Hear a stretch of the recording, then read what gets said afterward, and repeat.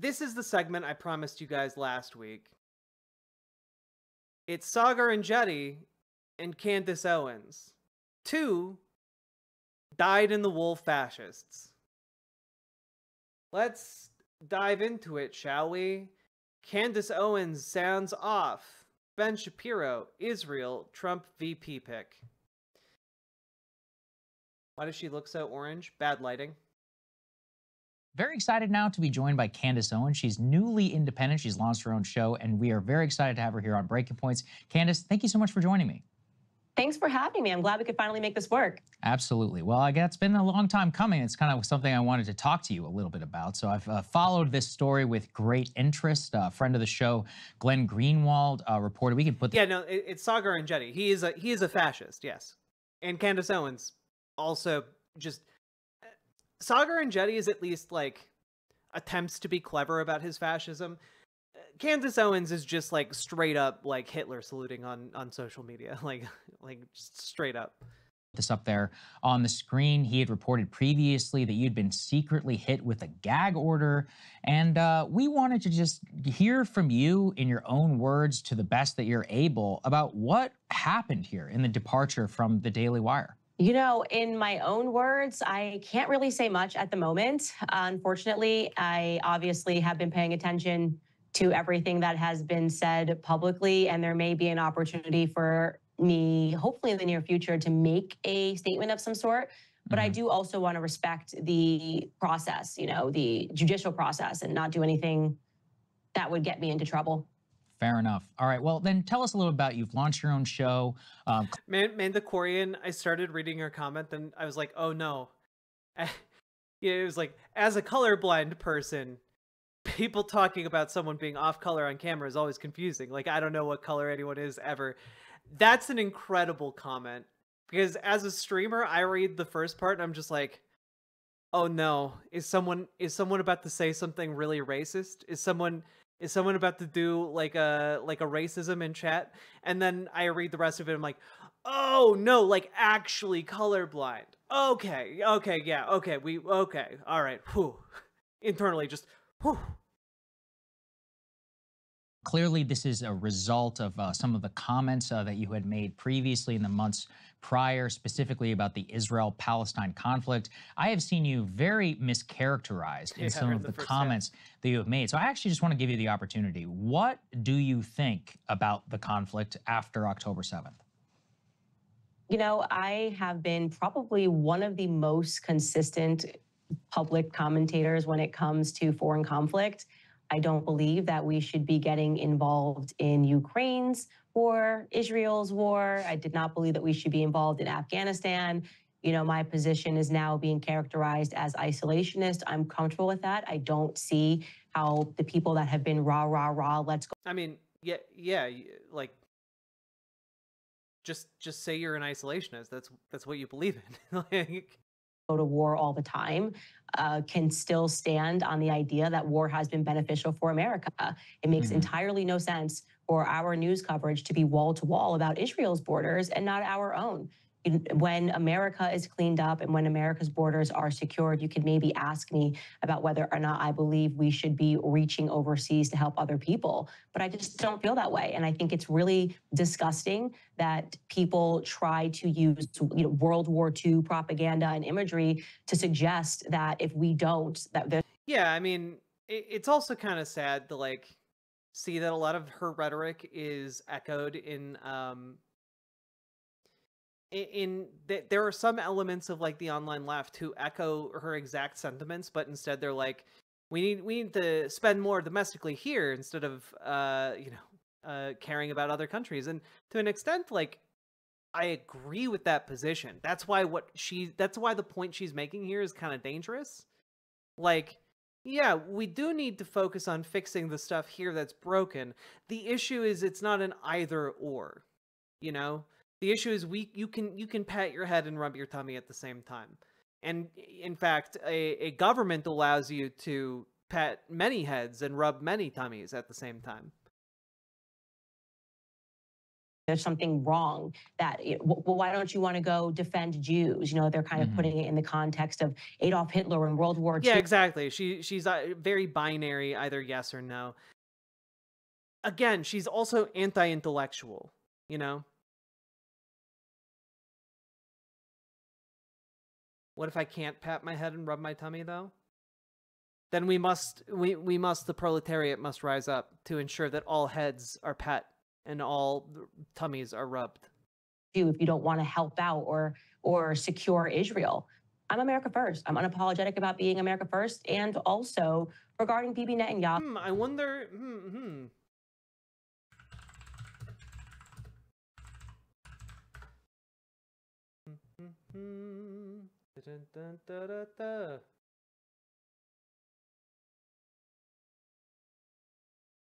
Let's see. Oh, God.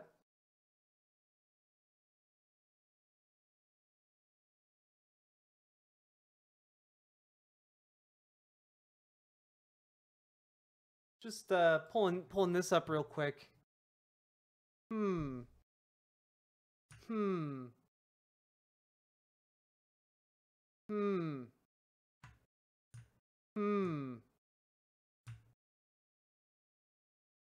And this real interesting here. With this phrase, it's connected to the Ku Klux Klan. That's so interesting. Anyway, you had no problem being America first, Candace? Okay. Who he has said things that if you are a true American patriot, you should be outraged. That man has openly said that he is controlling elements in America. Don't worry about America, he said. We've got them under control. Don't worry about America. We're getting laws passed. If any person criticizes Israel, they will get into trouble. How dare you purport to be America first and then stay silent on a foreign leader of another country speaking as if they've got America under siege, as if Israel is what is controlling America. And when you add that up with the things that we have heard when the ADL, John Greenblatt, was sort of caught on the hot mic, talking about TikTok, it should make every American uncomfortable. I believe in national sovereignty, and I'm not fearful to stand up and speak out when the question is Israel, no more than I was fearful when the question was Zelensky, and he was talking like a thug and a gangster. Right. It's very interesting, right? On the issue of Ukraine. Vladimir Zelensky's talking like a thug and a gangster. His country's being invaded. Like, how do you want him to talk? All of us can agree on that. And yet there seems to be some sort of exception whenever it comes to Israel. I think you and I are both in a place where it's like, look, I don't have anything against Israel, but I just think we should treat it like any other nation. And any other nation that would be actively lobbying or pressuring things inside of our nation, I'm just going to object to that from an America first principle. Why do you? I mean, I agree that other countries should be barred from lobbying U.S. government. That should be illegal. You're amazing, Geek Prime. What do you think, though, given you had a lot more experience than I have inside some of the highest echelons of the conservative movement, where does the exception come from? Why do people either want to stay silent or create the exception for Israel in their rhetoric? I think left and right, what it comes down to is that we have people that protect the military-industrial complex. I think a lot of people purport to be conservatives. They're not conservatives. What they ultimately serve is the higher power of the military-industrial complex, which has been controlling our media for a very long time. I mean, show me It's almost like capitalism is the issue here. Hey, Spicy Diarrhea. Yeah, I was on the PV stream briefly with Matt Binder, and I was also on a panel later. I don't know if that was streamed or not. A war in which the media wasn't on board with, in which the media said, oh, maybe we shouldn't get involved. I mean, I'm talking, it feels like since 9/11, it has been nonstop war. And I go back to 9/11 only because that's kind of the first indelible mark on my childhood, where suddenly we were being propagandized into believing that dropping bombs forever was a sensible foreign policy position. And I think now.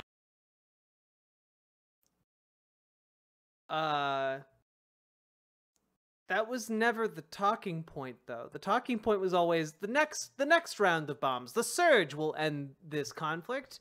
Yes, we will try a new thing. Like the the pitch is never, yes, let's get involved in a perpetual war. That will be great. Like, come on now. Now you have people who are truly America first, who are calling I was photographed with Vosh. It's true. I also looked like shit in that photo, but whatever. out neocons and saying this makes no sense. Why is Nikki Can't win 'em Haley all. signing bombs? I mean, it's completely psychotic. I don't care what country it's for. That is true. The issue with Candace Owens is that a couple of the things she's saying are true. And then she'll spin off into insanity. I wouldn't sign a bomb even if it was for on behalf of America. It's not something that someone should do. And so, yeah, I think what's really happened is the American mindset is shifting, but within the media, it does seem to me that they are just pro-war in general. And then Also, just a quick update here. 26% of the votes are in. Latimer is now officially up. Again, Latimer is winning the Westchester quite hard, 69% to 31%. Bowman is winning the Bronx by a lot, but there are just more votes in Westchester. So hopefully more votes are going to be coming in from the Bronx than Westchester overall, but as you can see, the map does not give a lot of space to the Bronx. I wonder why. That's not true. I know why. It's called redlining. And of course, there are some people where you do have to question their allegiance to America in general. There does seem to be some individuals who seem to have more allegiance to Israel than they do to America. And that might be because of money. Maybe they're perceiving money. Maybe they're, getting money in some capacity, receiving money from Israel in some capacity. I don't know that for sure, but some of it just doesn't even make any sense of why they would be this committed to Israel outside of some financial incentive. Well, let's stick with that because I had Tucker Carlson on this show and he got into a lot of trouble when I asked him about Ben Shapiro, one of your former colleagues. You don't have to comment if you don't want to, but he got a tremendous amount of criticism for questioning why exactly somebody would have such a deep attachment to a foreign nation. That was characterized, I think, unfairly as anti-Semitic. We put it previously, just like I discussed, if you put that on any other nation, it's obviously within the realm of discussion. If you see, and there previously, I think many conservative commentators who could get upset about people waving Mexican flags at an immigration rally and say, what exactly is going on here? So on that. What framing? Saagar. Yes, many people are saying that they're very upset about immigrants waving foreign flags. Why? We're a country of immigrants. A lot of people come from other countries with different flags, and they still like the flags that represent the countries they're from. Like, it's not that hard to understand.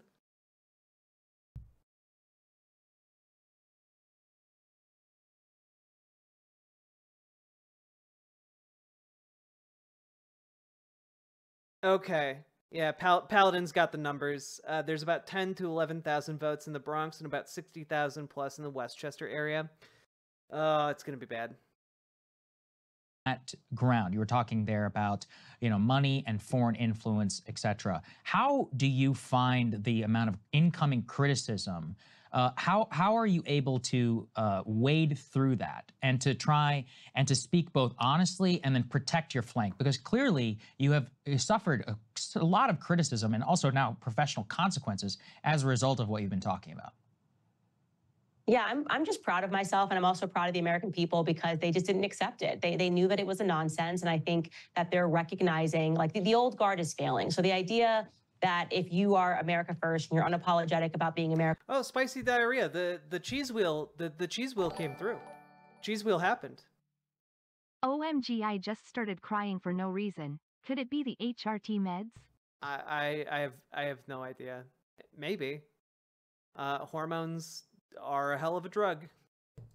America first. Thank you for the $5 They're going to be able dono. to take you out by calling you, anti-Semitic, racist, sexist, misogynist. I mean, throw it on the list. I could care less at the end of the day what I'm being called. What I care about is what the American people know and what the American people understand. And the American people believe in me. They know where I'm coming at. Yeah, very unsurprising that Lauren Boebert is taking Colorado's 4th. That not surprising. Disappointing, but not surprising.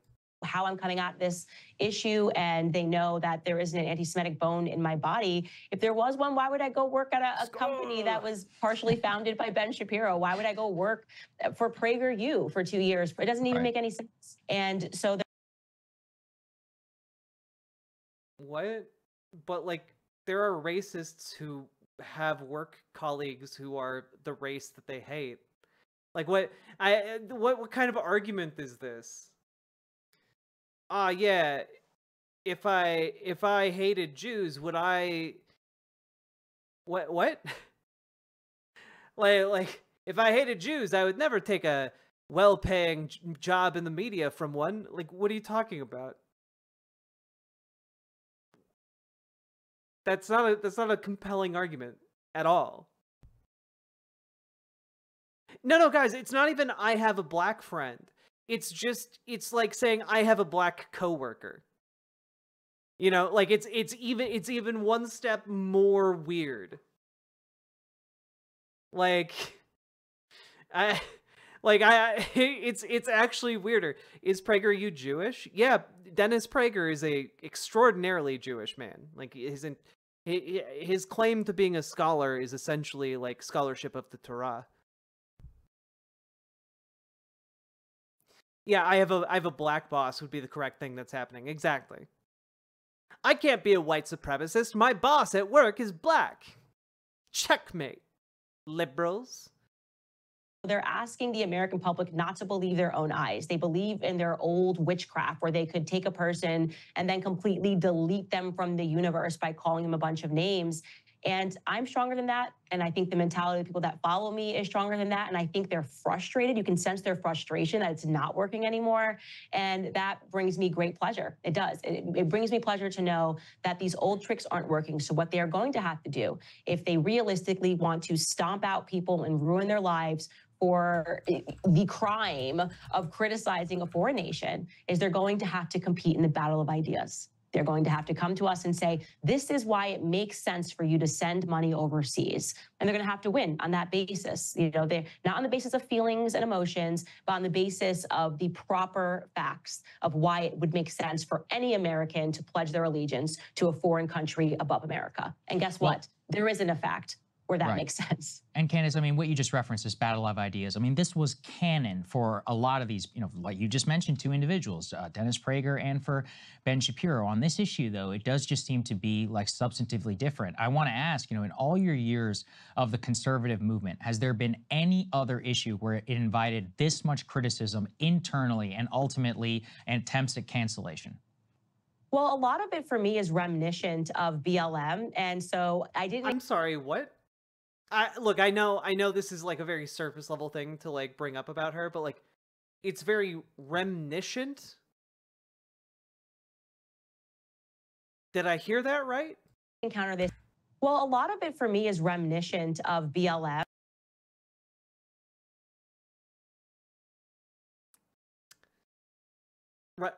Reminiscent. Reminiscent is the word. Oh boy. Candace Owens wants to take black people off the Democrats' mental plantation and put them on the Republicans' literal plantation. No, quite literally. Yeah. Like, Candace Owens is the epitome of the fuck me, got mine. Or fuck you, got mine. There we go. Sorry. Not fuck me, got yours. Like, that doesn't work. Oh, also, someone was asking, what did New York's 16th district look like in 2022? Okay, here's the map in 2022 of the 16th district. Here's what it looks like right now. There you go. You can tell they carved out one of the big portions of Bowman's support. Made the district a lot weirder on the map.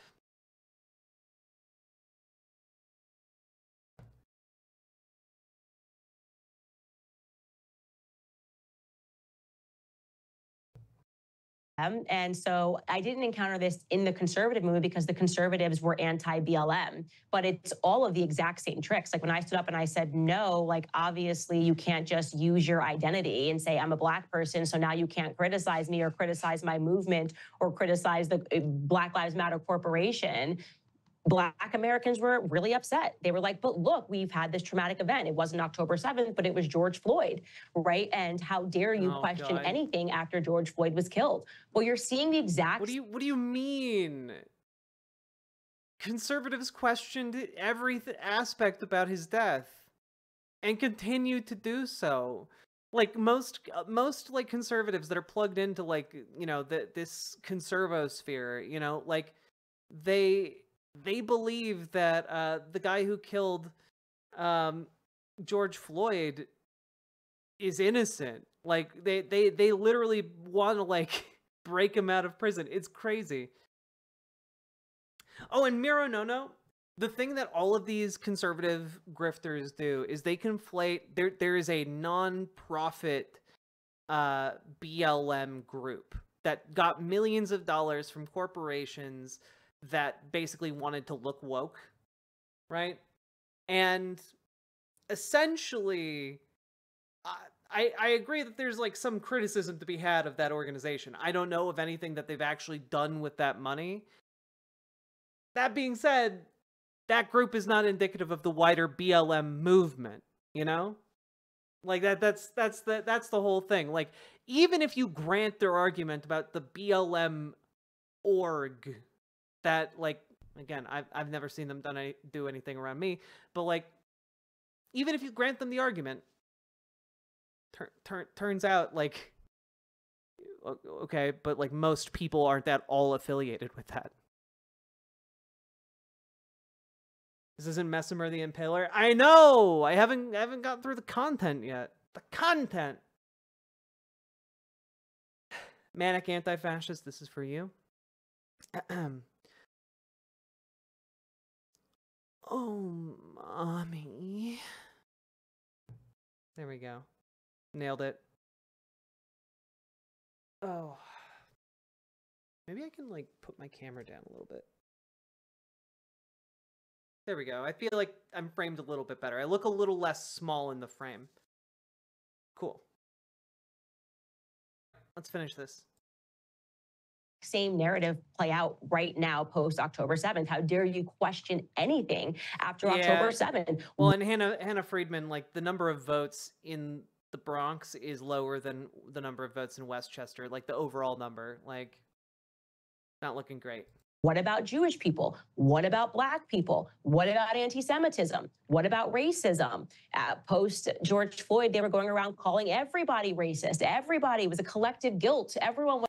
No, it's just that we live in a like culture that is informed by racism, and people have views informed by racism, and so everyone has racist understandings or ideas in them that they need to work to unlearn. Like it's not that complicated.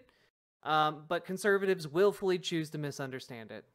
Was responsible for what happened to George Floyd, except for George Floyd, who overdosed, obviously. I mean, I think maybe the guy crushing his air pipe had something to do with it.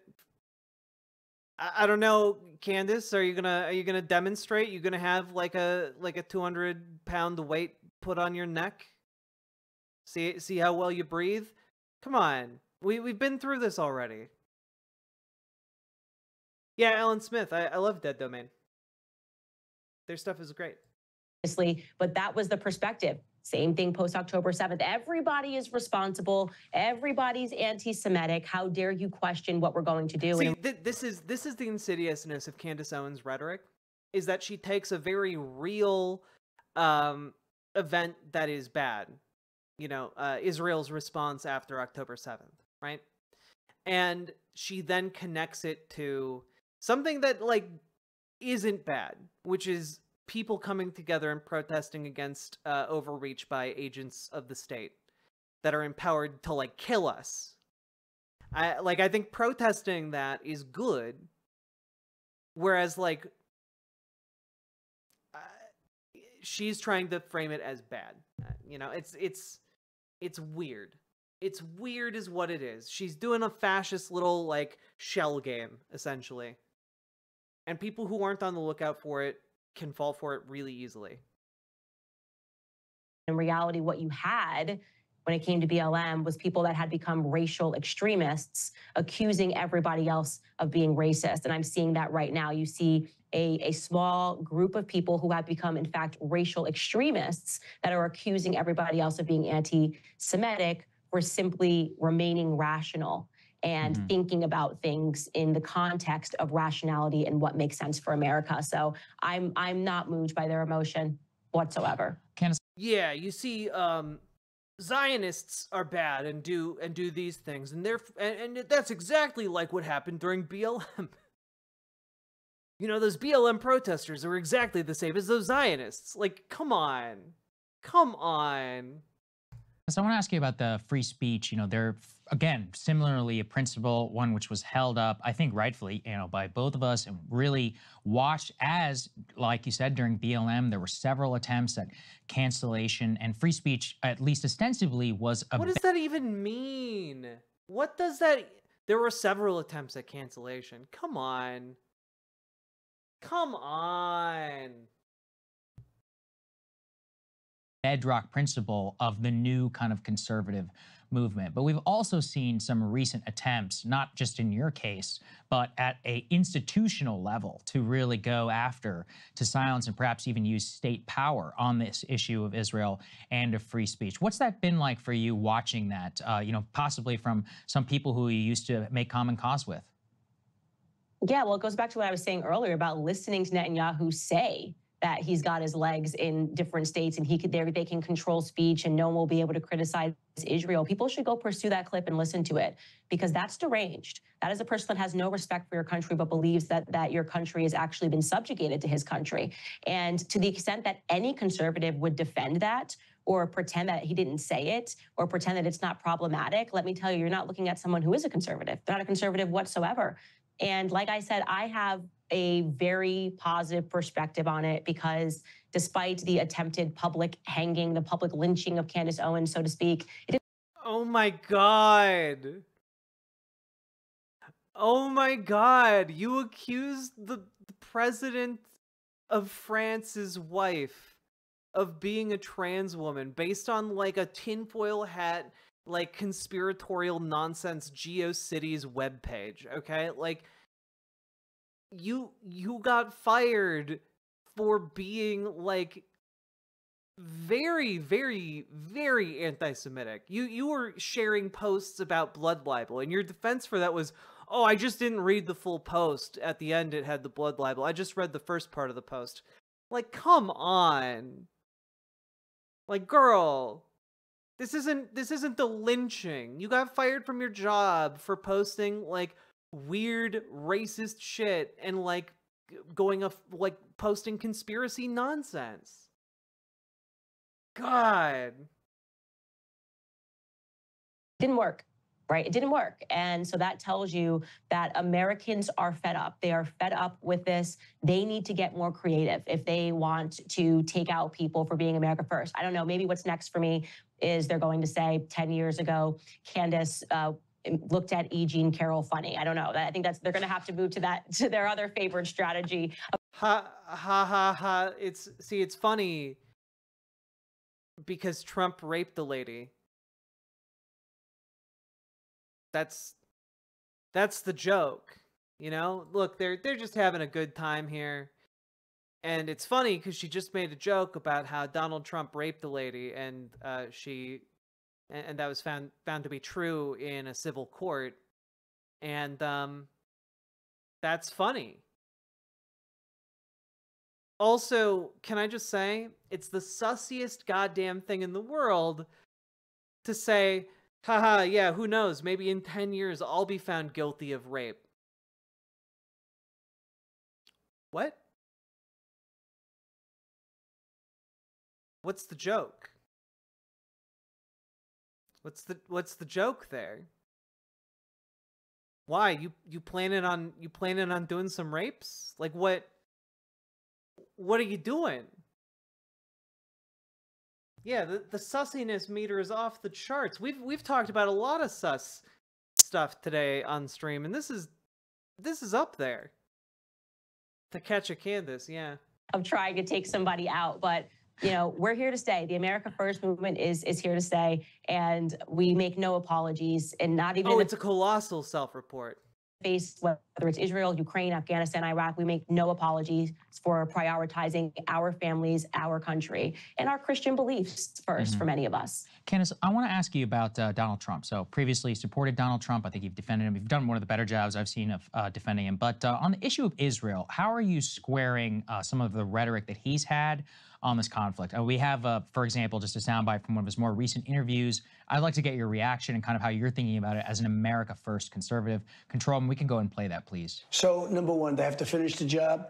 Israel has to finish that job. They have to finish it quickly, strongly, and they have to get back to life again because it's taking too long. They have to finish the job. You're saying go in, win, and finish. You gotta win. Gotta win. Israel was the most powerful lobby in the country 15 years ago. Today, between Tlaib and AOC and all of these people, what they're doing, Israel, they don't have the back end that they once had. You'll give it to them. Yeah, I'm good. Israel doesn't have the back end that it once had, folks. Doesn't have the back end. You know, back in my day, Israel's back end was colossal. It bounced across the fields. It was scrumptious, folks. A scrumptious back end. And now, Israel's back end, it's flat, it's weak. It's no good, folks. Good. I'm good. But they don't have the backing. Even Schumer has become like a Palestinian. Chuck Schumer, Jewish, always strong for Israel. He's become like a Palestinian. He called for elections in Jesus Christ. He says it like a slur. You're being real Palestinian right now. Are you kidding me? Like, I know that people don't make this connection. Like, imagine if he said, like, replace the word Palestinian with black or blacks, you know? He's become like a black. Like, are you kidding me? That would be immediately recognized as unacceptable. My God. My God.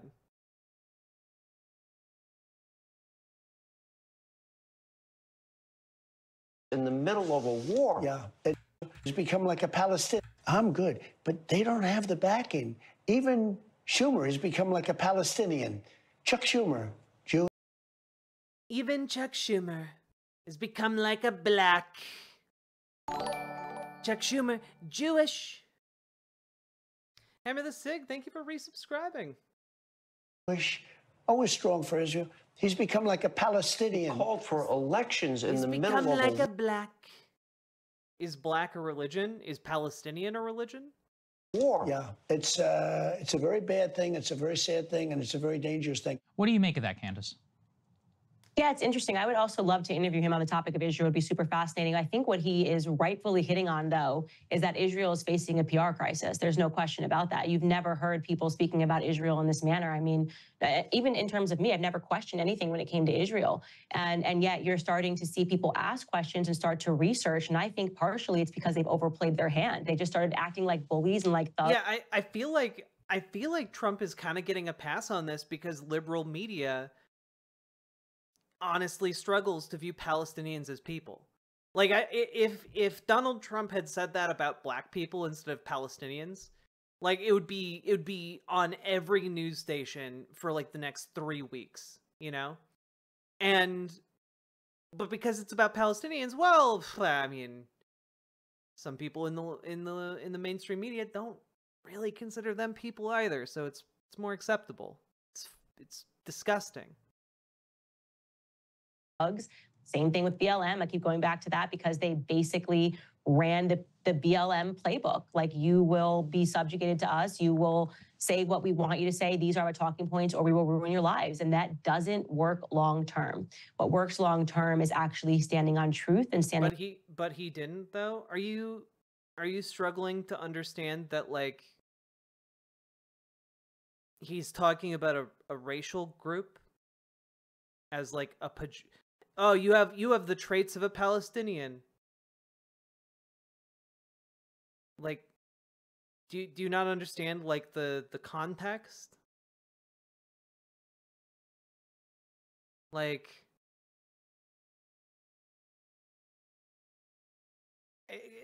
here, maybe this will help you understand. Remember when a lot of people were growing up in, like, the 90s and, like, early aughts, and, like, people used the word gay a lot, but they used the word gay to mean bad. You know, oh, that's so gay. I just died. That's so gay. People did that all the time. Or, you know, it was a way of, like, replacing, like, older, less acceptable slurs, like the F slur, right? And people would call each other, oh man, you throw like a girl. What are you, gay? You know, like, it was pejorative. It was being used to, like, say, oh, you are disgusting like the gays. What Trump is doing here is doing the same thing, but with Palestinians. Wow, he's basically become like a Palestinian.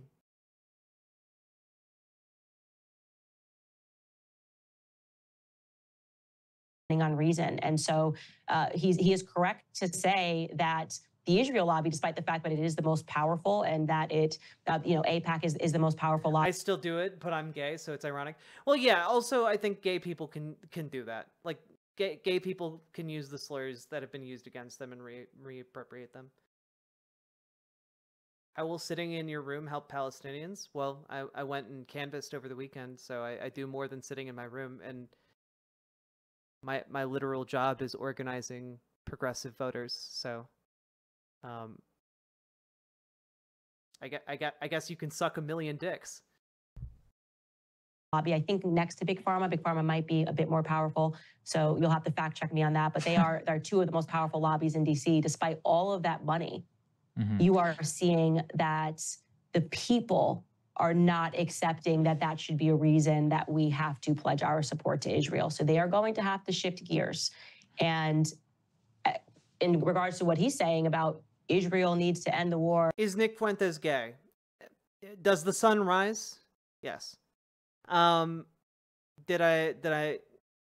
I helped organize the entire New York event. I was out there canvassing and coordinating content creators and their audiences. 1 million exactly, no more, no less. 1 million might take a while, yeah, for a quitter. Or as long as he's saying Israel needs to, and not America needs to, I'm comfortable with that.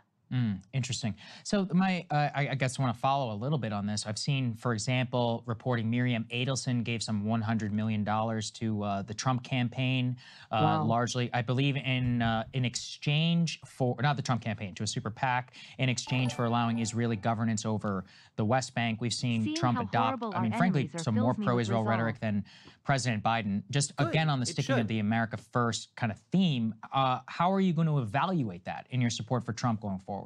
For me, if he gets into office, and I hope that he does, because the truth reality is we have between two candidates to choose from, and obviously Trump is the candidate that people should be voting for.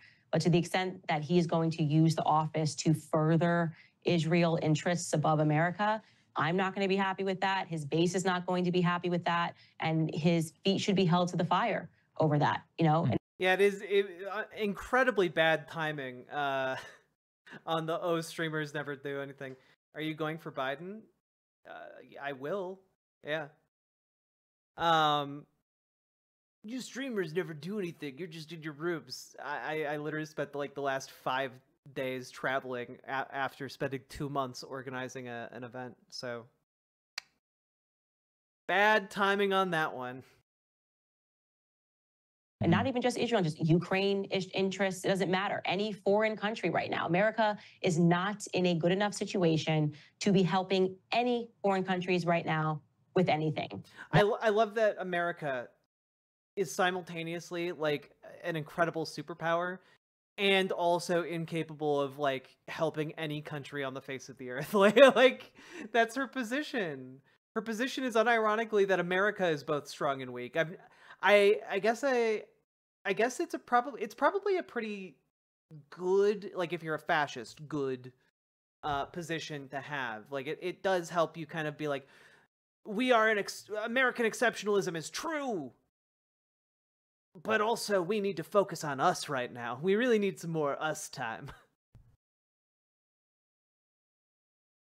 That is the reality. And so I would hope that he is not taking money from any individual with some implicit promise that he's going to do things for other countries. That's not the way it should work. I don't even think lobbying should be legal. Yeah, well, don't. NX4.6 GT, you're welcome to have that opinion, but if I see you post more like radical apathy in the chat, I will ban you. I don't fuck with that shit. Don't disagree, certainly, on that one. Sticking again on the Ukraine theme, what is your confidence level here? Last time around, I think we could say it's a relatively mixed bag. You know, Trump, in terms of, I was there, I covered the White House at the time. There were any neocons from John Bolton to occasionally listen to Keith Kellogg. This time around, what's your confidence level that he really would bring the war in Ukraine to? Yeah, trying to pretend that like the most ethical, moral, like good thing is to sit out and like allow greater powers to decide your fate for you. Yeah, it's a cucked position, and I won't have it in my community. An end, that he would kind of retrench the United States from NATO interests, like in terms of expansion on Israel and in foreign influence. How are you feeling about the state of things right now for him? You know, I have heard about some conversations that he has had, and I hope I'm not wrong, but I feel confident that when he gets back into office, he is going to be remarkably America first. I think he actually regrets some of the things in his first term. And largely that was because, I mean, in 4 years, you're kind of just playing catch up. He thought that he was going to get into office. The media was going to leave him alone. I mean, they kept the fire on him the entire time. And I think that he did sort of... NX4.6 GT, you can come back in 30 minutes after you reevaluate your poor choices. Trust other people around him to do things. And from what I'm hearing, he has some regret about that. And he would do things differently this time. I hope that what I'm hearing is correct. Obviously, we're not going... 33 years. Oh my River God. Mage Peppa Hands. Metal Kitty Mom, you've been subscribed for almost 3 years. That's crazy. Guys, thank you for supporting me and enabling me to do this show. Like it's crazy the journey I've been on over the last 4 years. Like I've really only started making political content at all from like an audience of like 10 to now since 2020. And that's crazy to me. Thank you so much. We came from nothing, now we're here. Let's go. I remember when 20 viewers was heaps. Yeah, Salmon Moose, you're one of the OGs. Let's go! We're making it happen, folks. And I'm getting better at organizing every single day. Let's see. Yeah, guys, it's called for Bowman, by the way. Unfortunately, just as an update here, the Associated Press called it for Bowman. 64% of the votes are in, or called it for Latimer. Sorry, and Bowman is down by 11 points. Like it's pretty dunzo. Yeah, sorry, folks. Sorry. Yeah, it's sad day. Luckily, I'm about to eat a bunch of noodles, and that will help me feel better. Hopefully, you guys do things that make you feel better as well. But we put our best foot forward, and you know what? Here's the thing. In politics, you're gonna win, and you're gonna lose. And for leftists, progressives, like ourselves, it's going to be that we lose more often than we win, at least where we are right now. And what you have to recognize is every single fight that we take, every single day that we spend on this, organizing, putting ourselves out there, building up skills, building up our knowledge base, building up the bonds between us that allow us to come out to events en masse, the better we're going to do next time. We are building up skills. This is the anime, this is the shonen training arc, okay? The fight continues, but every single time you go out onto the field, you learn new things, you get better at doing them, you get more competent, and you bring more people with you. And if enough of us do that, for a long enough period of time, there's going to be more and more and more of us until we can make the difference anywhere in this country. So, this isn't the end. It's a temporary setback. And we're going to keep fighting until we start winning and winning and winning. So, off topic, your makeup looks good. Thank you. Do you want to know my secret? The only makeup I'm wearing right now is eyeliner that's basically been worn away throughout most of the day. So I'm wearing practically no makeup. Just moisturizer. Just do skincare. You'll look good, I promise. What do you have to say to for people all on Twitter who are gonna see the most disgusting people on Twitter celebrating? Oh, let them celebrate. Like, they're going to celebrate any kind of defeat. But it's a hollow celebration. It's a celebration of laziness, of inaction. It's a celebration of the worsening of their lives, essentially. Like, they are welcome to it. I would encourage you not to give it your attention. It's not worth it. There are a lot of things to worry about and concern yourself with and work on. You don't need to spend your time, or you know what, even things to enjoy.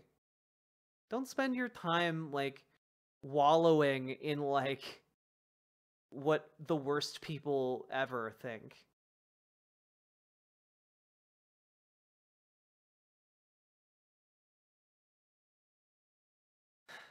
Also, yeah, keep in mind, AIPAC had to spend, like, as far as we know, like, openly, like, $20 million.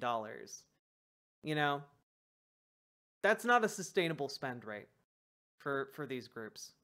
That was a full, like, fifth of its budget on one person.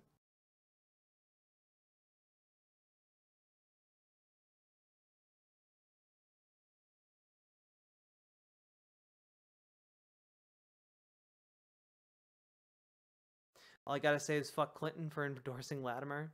True. Imagine spending $20 million for a one-term Yonkers congressman. Yeah, that's the thing, right? Like, it's not like Latimer's gonna do a good job, guys. He's terrible. He can't present himself on stage. He says he puts his foot in his mouth all the time.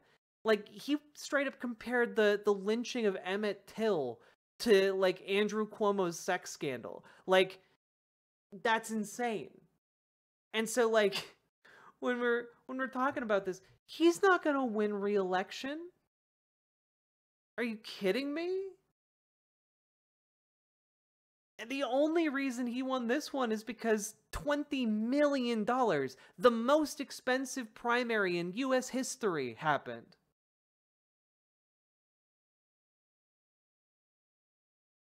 So, like, great. $20 million bought you, what? 10,000 votes? Well, there's a lot of people in this country. I don't think they can buy all those votes. Honestly, I can't believe AIPAC is legal. Yep, well, that's lobbying. We should probably, I don't know, outlaw it in the Constitution or something like that.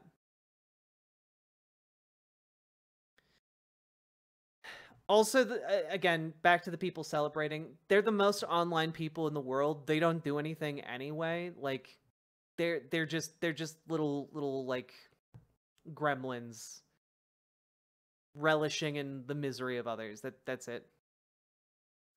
What happened if Latimer loses in the general? You know, I hadn't actually considered that. I mean, I don't think he will lose in the general. It's an interesting idea, though. I suppose it is possible with how, like, conservative leaning some folks are, and especially if AIPAC is involved, maybe they would, like, go in to support a Republican candidate. That would actually be fascinating. You know, if they wanted to, like, just continue to throw their money and have someone really bought and paid for, you know? AIPAC is going to be backing both. Well, yeah, but I mean, like, which side are they going to throw more money at, I guess?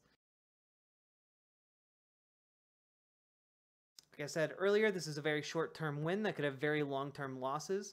One of the things that ended the relationship between the NRA and the Democratic Party was their support for expensive primaries for anti-gun candidates who are Democrats. Yeah.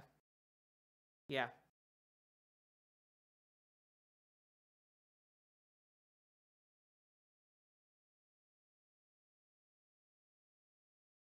God. Okay, let's finish this.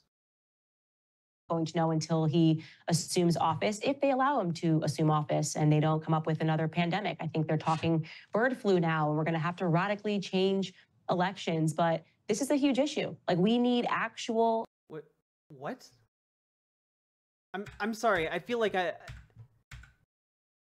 regret about that, and he would do things differently this time.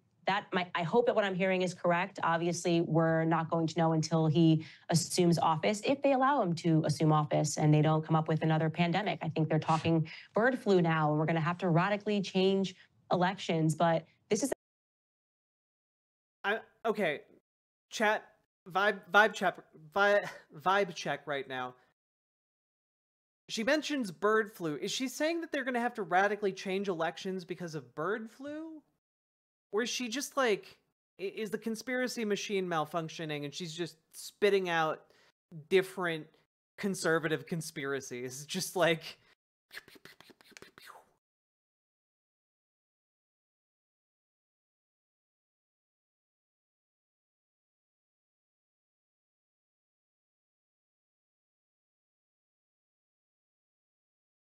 Like, yeah, it's confusing with her rapid fire. Hello, Holly Hoomst. She's saying new plandemics is an excuse to change election rules for safety. Okay, yeah, all right, cool. Yeah. She is turning into one of those people who thinks that, like, the government is deliberately infecting people with pandemics. Super cool. It's a huge issue. Like, we need actual American first people. Also, again, if you ever encounter someone like this, just point out that the US government doesn't want that. They want people to work so that they can, like, reap the benefits of their labor, you know, in the form of taxes. Like, they aren't putting, like, chips into the vaccines to, like, you know, disrupt you and track you. They're not trying to put, you know, the restrictions on to control the elections. They just want you to be able to go to fucking work so you can pay your taxes.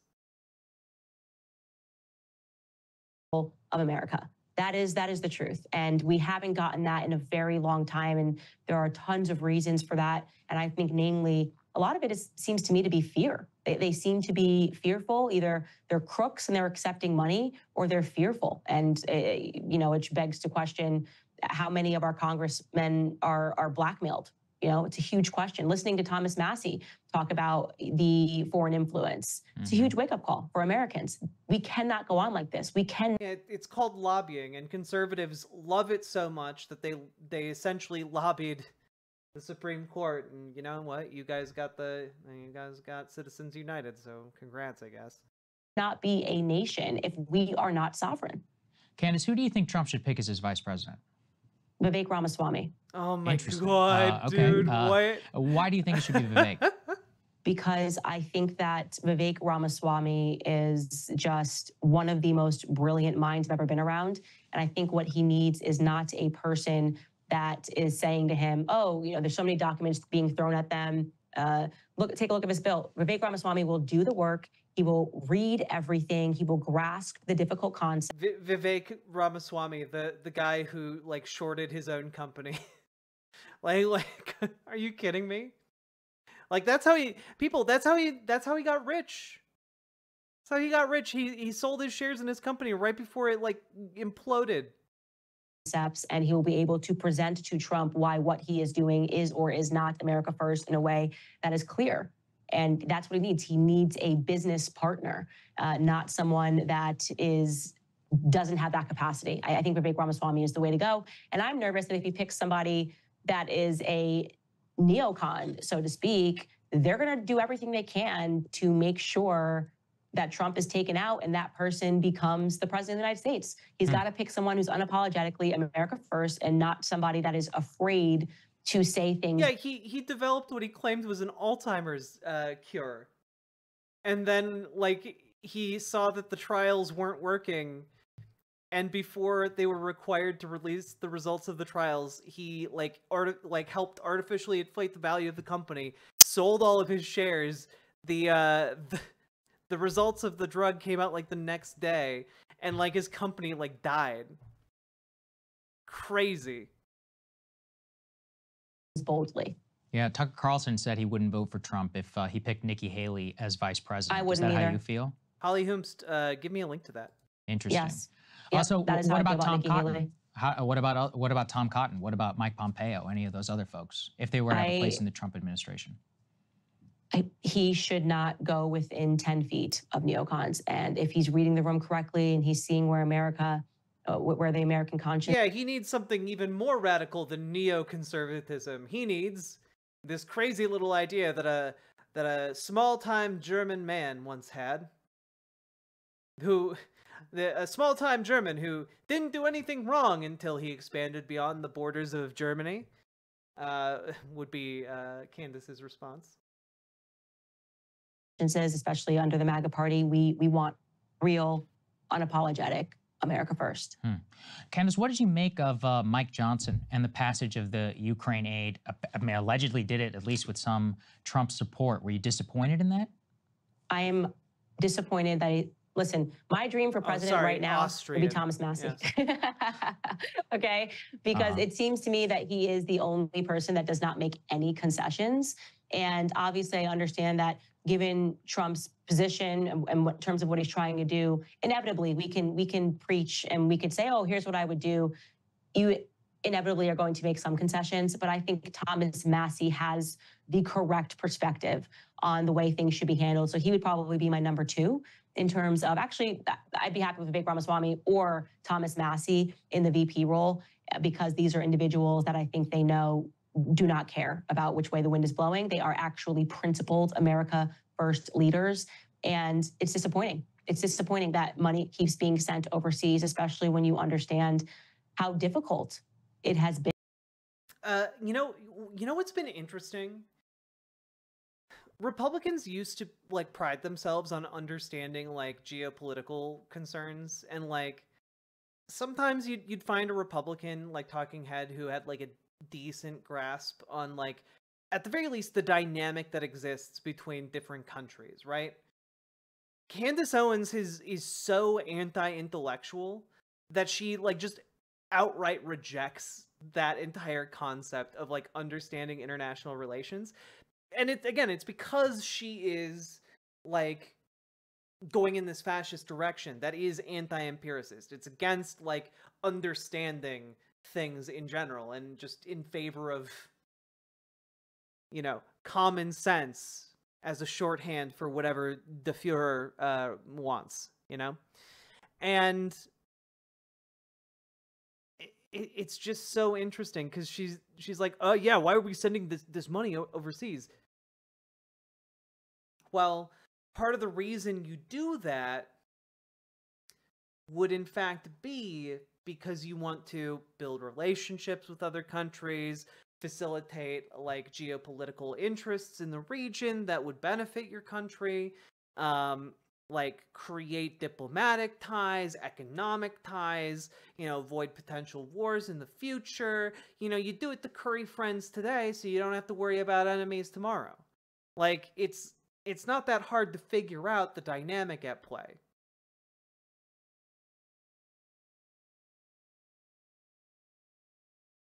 Been for Americans suffering at the gas pump, suffering to put food on the table, and constantly being lectured about some higher moral aim. Well, what about Ukraine's borders? I don't care. That's a strong statement. I literally do not care about their borders. I don't care about Israel's borders. Stop asking me to care about somebody else's home before mine. I won't do it. Candace, tell us about your new show. You've rocketed to the top of the charts. It's doing pretty well, as I understand it. I'm pretty sure the media doesn't like it. Nobody's been reporting it. I've been there. I understand too what it's like to be the top. Nobody wants to acknowledge. What's it been like now that you've branched out on your own and you have this new platform?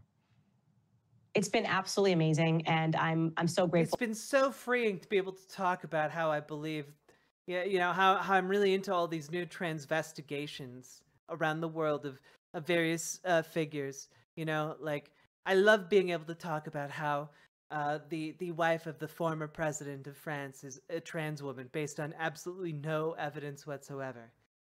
To everyone that made that early investment on locals.com or just like come back and be independent. It's been amazing to be independent. Has her show done well? I don't know. Let's take a look at her show. All right, guys. Happy just a Friday. Random episode I had keyed up. Let's see. Yeah, this show from like almost 2 weeks ago has like 533,000 views. That's pretty decent. Let's see. Well, you know what's it like in here? Yeah, and it's particularly interesting to see the way the media reports on these incidents, and I see it already in how they're speaking about your firing, because they don't actually say what it is that you said that was controversial. I saw this when I left the Daily Wire. Andrew Klavan does this episode. He's like, she was saying things in a way, but he can't actually point to what I said, because actually... Oh.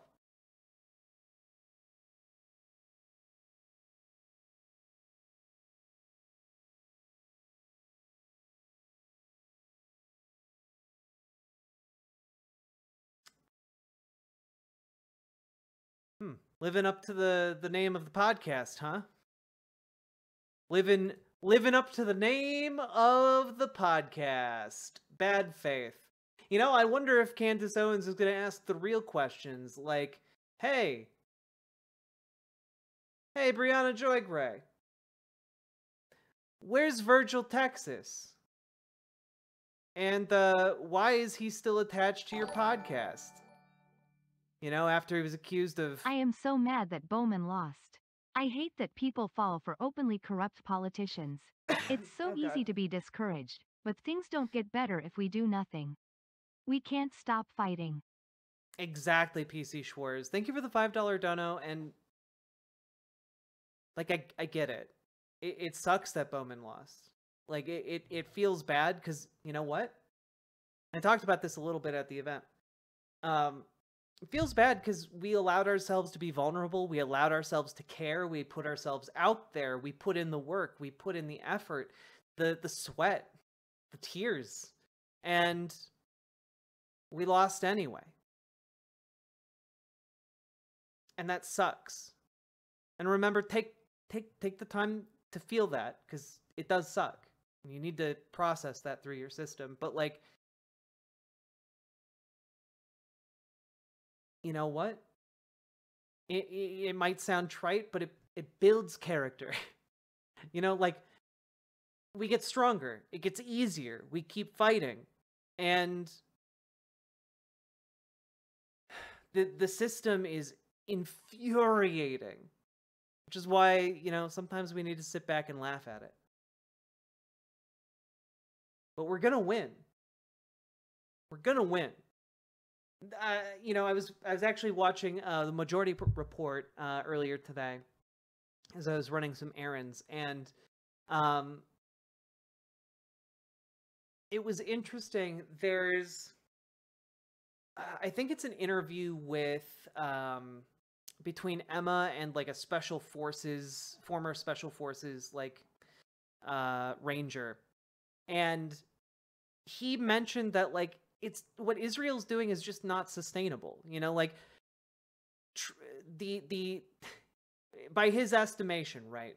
And I'm gonna get to a point here, I promise. His estimation is that like it would take Israel at least until 2026 to truly defeat Hamas in Gaza. And that is an incredibly rosy estimation, right? And if they engaged with Hezbollah, that is an even longer timetable, you know? And if that in turn like affects Iran, even longer. Like it becomes impossible, right? These are not sustainable expenditures. These are not sustainable positions to have. And when these domestic politicians like Latimer are taking these pro-Israel positions, those are also not sustainable. In much the same way, there is a shift in public opinion that is inexorable. It's not stopping. And even among the Jewish communities of America, the shift in opinion is happening. Okay? Foxbat, you're not understanding my point. You're not understanding my point. You're not understanding my point. The shift and the positions that these people are taking right now are not long-term positions. When George Latimer takes this position on Israel because he's paid $20 million by a lobbying group, that lobbying group is not going to continue to be funded in the future because people in America are not going to support that position. It will be so well documented what happened in Gaza. And so many people will be informed beyond a shadow of a doubt what's happening in Gaza right now, that position is not going to be tenable.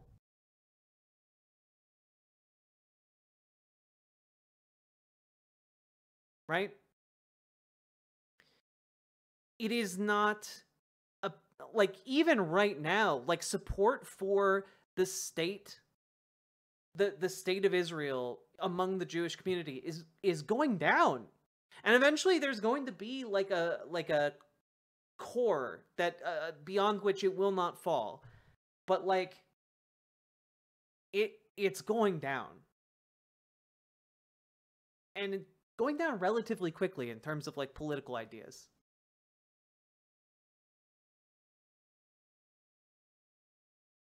Hell, this war killed my Zionist leanings? Exactly! People are changing really fast on this issue. People are changing really fast on this issue. And I think that people who have made this deal with AIPAC, you know, this proverbial deal with the devil here, there's going to be a reckoning for it. They are going to be paying a political price in the future for this position. And that is a position that many, many, many people, I think, within the liberal establishment of the Democratic Party are going to pay heavily for. The pro-Palestinian position is the only sustainable one. It is the only one that will survive when, frankly, when this shift kind of reaches its conclusion. There aren't going to be enough people who support the state of Israel continuing to do war crimes. Yeah, what is Latimer going to do when AIPAC is not able to back him up? Exactly. When AIPAC is no longer able to back him up, and when when his constituents, the liberals, suddenly realize what they've been supporting, it's not sustainable. These people are going to be ripped to shreds by the very people they're trying to curry favor with right now.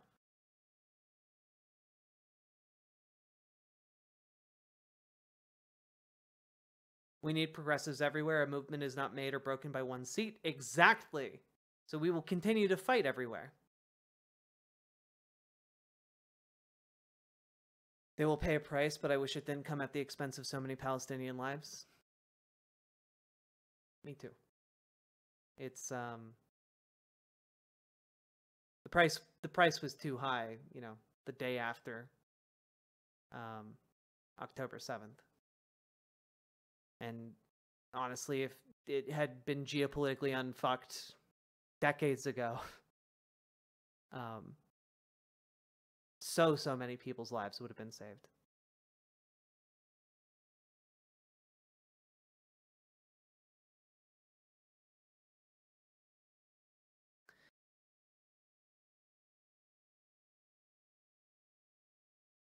Because there's no fear.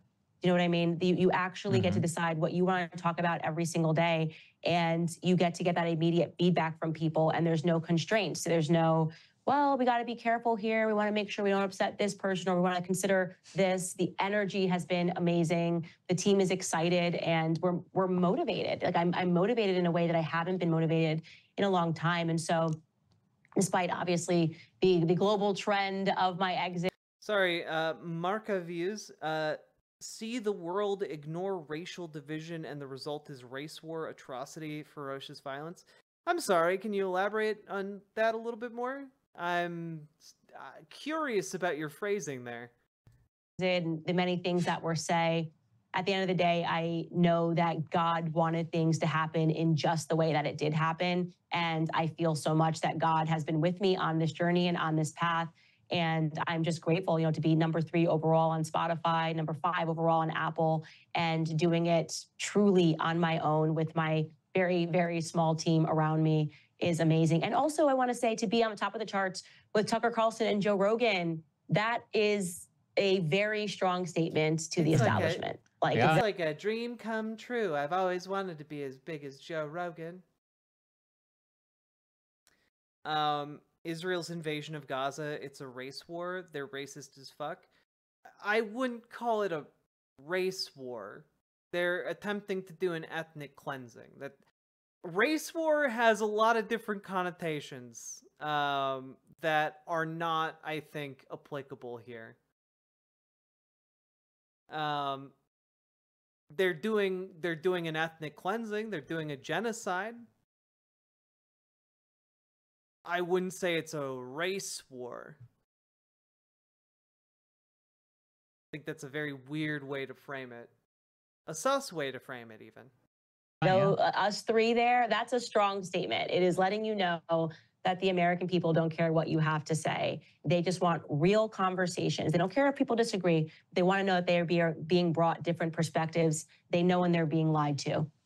Yeah, I mean, I think that's an excellent point, and it's one, obviously, that for some reason people don't pay attention as to what exactly people are yearning for. Just if you could speak a little bit more on that topic of freedom. I felt that really psychologically as well, no longer being attached to a larger organization, leaving for principles, and then launching our own thing that really, you know, blossomed into the platform that we have right now. I think a lot of people wonder from the outside what it's like, you know, to work in a media environment where ostensibly you can say what you want, but there are a lot of outside pressures. What is it like to work in that system, if you could tell others about it?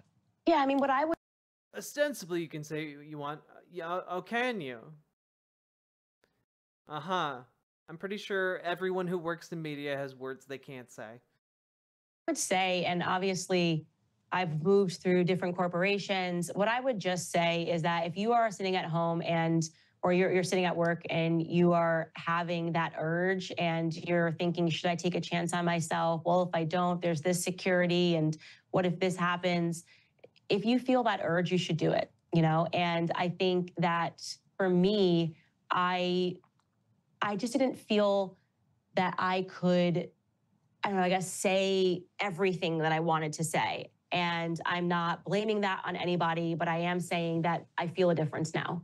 And I feel very motivated by the response. Yeah, you know, you feel different. You feel different now that you can post blood libel on the timeline without getting fired. Yeah, of course. Yeah, that universal thing we all feel. Yeah, of course. God, what a fucking moron. I hate this lady so much. I hate, like, I hate how she sells anti-Semitism and racism with a smile. I hate it. I hate it so much. I think people can sense my happiness. They can sense that psychological freedom. And there is a reason that people are responding to it in the way that they are responding to it. And so I want people to just be encouraged and to know that when you pursue truth, you inevitably end up at God. And when you stand on the side of goodness and on the side of faith and on the side of God, you will be rewarded. That is my honest belief. And so I just want everyone to feel encouraged, because in the end, we win. Truth wins in the end. So be on the side of truth. Well said. Candace, where can people find out more? Well, if you Be on the side of truth, says woman who... can I find it just real quick? Just real quick. GeoCities still exists. I mean, it's a website made by, like, a crazy 70-year-old man, so yeah. Huh. I just find it fascinating that they got rid of the, they got rid of the video. Also, it is still wild to see that the last video that is officially on the channel here is, the dangers of speaking your mind. Why does everyone think I'm gonna be killed? That's the last video on the channel. And there's a picture of Michael Jackson, Kanye, and Anna Kasparian. That's so crazy, dog. That's insane.